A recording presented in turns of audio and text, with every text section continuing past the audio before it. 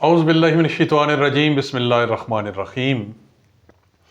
نعتیہ کلام پیش کروں گا مولانا ظفر علی خان کا۔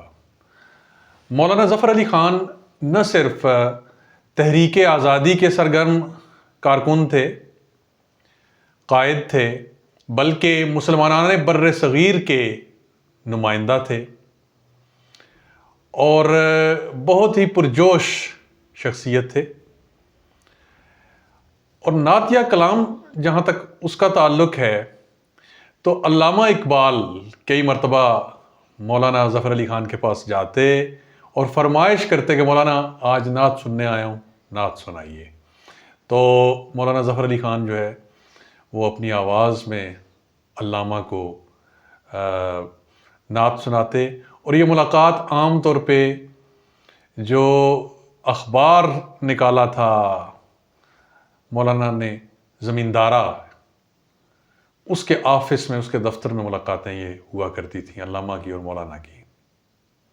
اور یہ نعتیہ کلام ہے بھی بہت مشہور اور بہت ہی خوبصورت۔ تو سنیے۔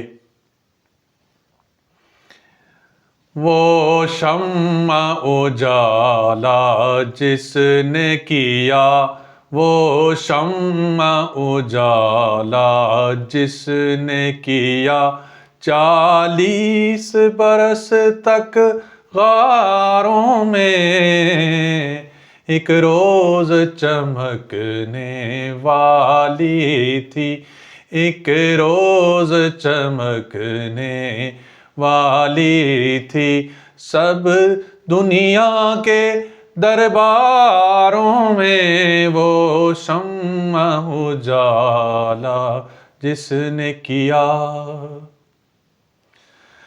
گر ارض و سما کی محفل میں لو لاکھ لمحہ کا شور نہ ہو، گر ارض و سما کی محفل میں لو لاکھ لمحہ کا شور نہ ہو، یہ رنگ نہ ہو گلزاروں میں، یہ نور نہ ہو سیاروں میں، یہ رنگ نہ ہو گلزاروں میں، یہ نور نہ ہو سیاروں میں، وہ شمع اجالا جس نے کیا۔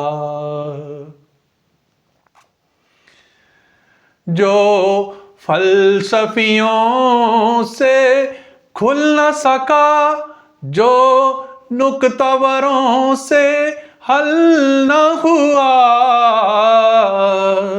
جو فلسفیوں سے کھل نہ سکا، جو نکتہ وروں سے حل نہ ہوا، وہ راز ایک کملی والے نے، وہ راز ایک کملی والے نے بتلا دیا چند اشاروں میں، وہ شمع اجالا جس نے کیا۔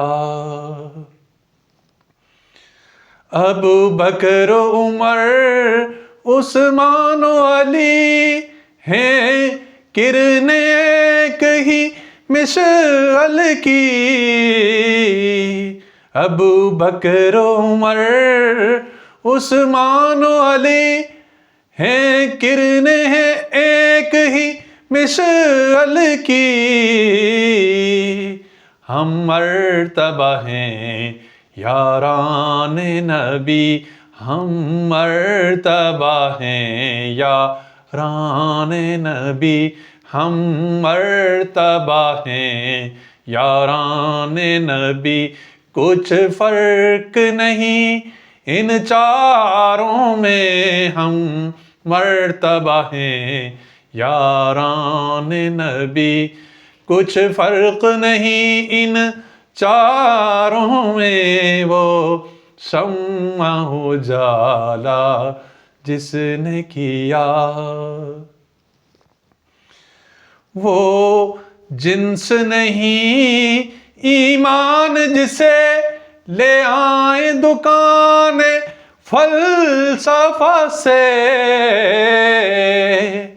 وہ جنس نہیں ایمان جسے لے آئیں دکان فلسفہ سے.